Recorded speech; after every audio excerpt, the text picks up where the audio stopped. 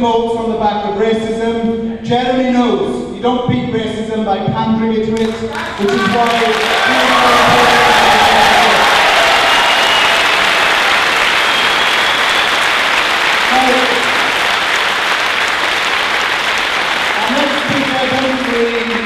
much introduction. Our next speaker is somebody who's written two very important books.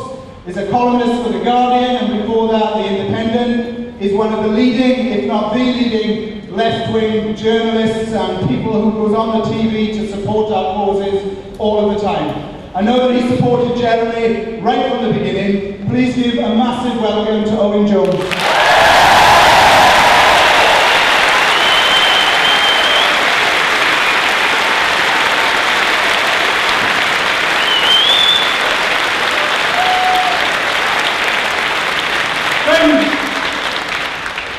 Wow, a movement is born, is it not? Friends, look how they queue. Look how they queue in their hundreds around the block. In Britain in 2015, and this is not a rock concert. These are people gathering to hear a politician, but above all else to discuss an inspiring and optimistic vision of how our society can be. That's what this is all about. Now, friends,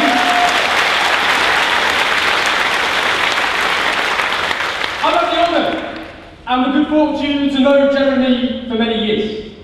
And I can tell you this, and I know many of you know it, that he's a man of conviction, of determination, and of courage. And the four-time winner of Beard of the Year, which we don't just hand about, by the way. But the thing about Jeremy is this. He's someone who stands up for his principles and his convictions and beliefs, no matter what they're throwing. And time again, he was on the right side of history, and he was vindicated. When our governments were calling the ANC terrorists, Jeremy Corbyn was out there getting arrested for campaigning against apartheid.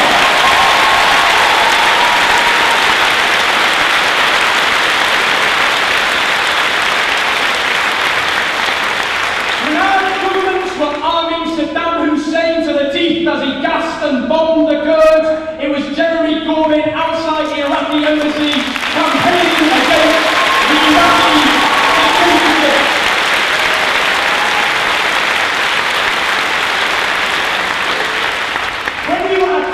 And reviled and demonised for standing up for the dignity and rights of LGBT people, for being on the loony left, it was Jeremy Corbyn standing up for the rights of LGBT people.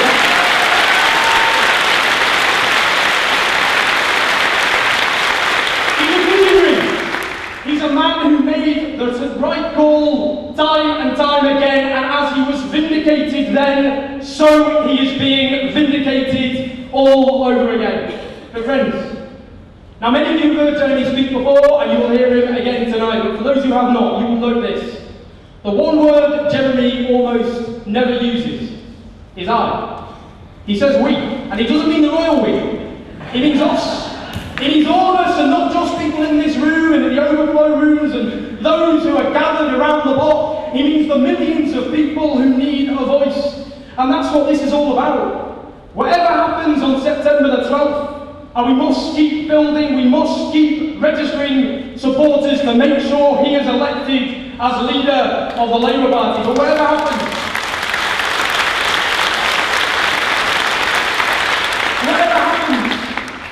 we've won already. Look at us. A movement is born.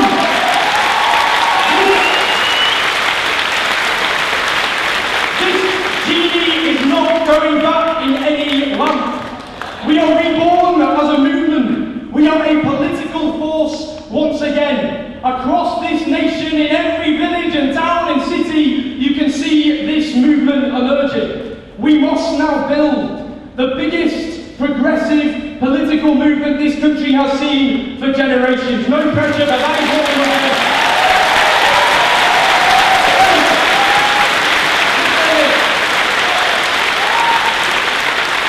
And let's make sure we're clear about this. Of course, in large part, this is, of course, humility. Of course it is. What's the point of a vision unless you can inspire enough of the country to elect a government that can transform the lives of millions of people? But you do not do that by capitulating to policies that destroy living standards and jobs and public services and the future. You do it by building a coalition of the real wealth creators, working people, the people who keep this country ticking day after day, whether they're on low income or middle income people. That is the movement we're going to build. And we have to say this is an important point. For a long time, the left, sometimes with good cause, has been attacked for just having slogans, for knowing what we're against, for not knowing what we're for. But how wrong we have now proven them. Because it is this campaign with a vision. It's this campaign with the optimism. It's this campaign with the hope. We are the ones offering a vision of a society that is run in the interests of working people, and it is our opponents who are out of ideas, out of optimism, out of vision, and increasingly running out of time as well. We're the ones setting the agenda.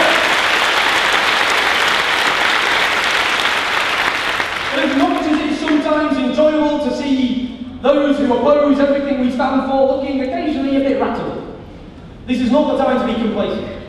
Firstly, we have to, as I've said, organise and recruit people and build a mass movement and a party that once again is rooted in communities and can transform people's lives. So we need to keep building for that. But whatever happens after September the 12th, if he wins, and I say this, when he wins, someone yells, let's keep optimism. Even if he doesn't, we still win, and we still do this, because this is the point I want to make. They're already throwing quite a lot at him, and they're throwing a lot at that campaign, that it will be like nothing compared to what they'll throw against him if he wins.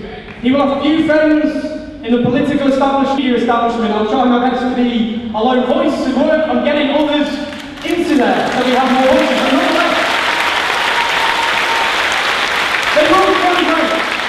They will close ranks. So that's why this bit, I'm going to say, is the most important bit I will ever say. The only way we can overcome the hostility and the demonisation they will throw at us is to make sure that we don't just turn up to these rallies and clap and cheer and go home with a bit more optimism and hope than when we began and pat ourselves on the back and do nothing else. Every single one of us has to make an oath now, has to make a commitment that we will go out into our communities and into all the communities of this country and build a grassroots movement that can take on whatever is thrown at us after September the 12th. And when we have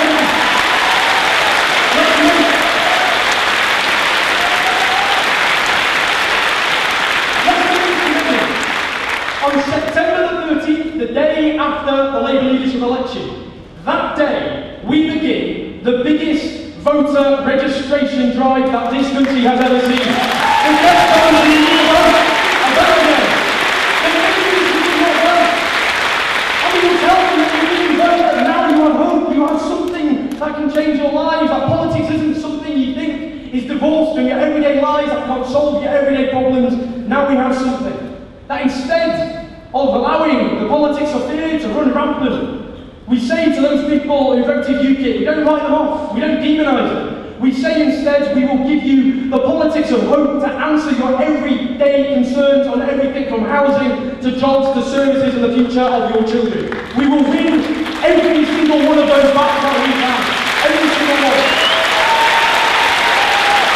Until the spirit of unity is driven from this country once and for all as a parliament of hope.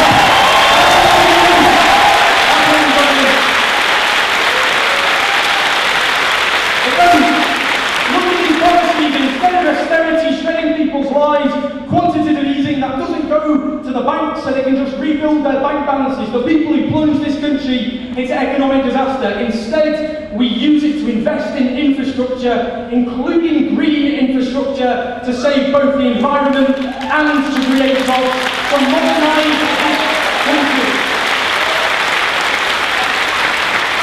A public investment bank that rebuilds this shattered economy as well. A genuine living wage so that once and for all we abolish the scourge of in-work poverty. No one will ever earn their poverty again. That is our pledge. That is our commitment.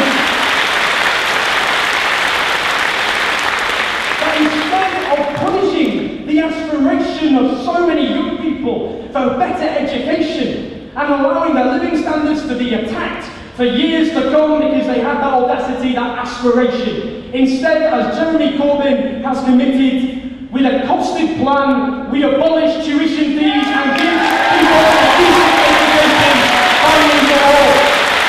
A national education service from cradle to grave. That will build housing prices. That will build the council housing that millions need. No more waiting on social housing waiting lists. That will stop of private renters being at the mercy of their landlords. Instead, we give them security and control those rents. And that will give when we want homeownership the chance to fulfill it without flogging off the desperately needed social housing we have. And we will continue with these visions. We will continue with these policies. We will continue setting the agenda. Just to wrap up, yes, they'll throw a lot at us. But friends, we are in a very proud tradition in this country. The tradition of not waiting for the goodwill and generosity of the powerful, but knowing that everything we win because people organise from below, often at great cost and sacrifice, like those who fought for democracy, like those suffragettes who fought for the right of women to vote, like those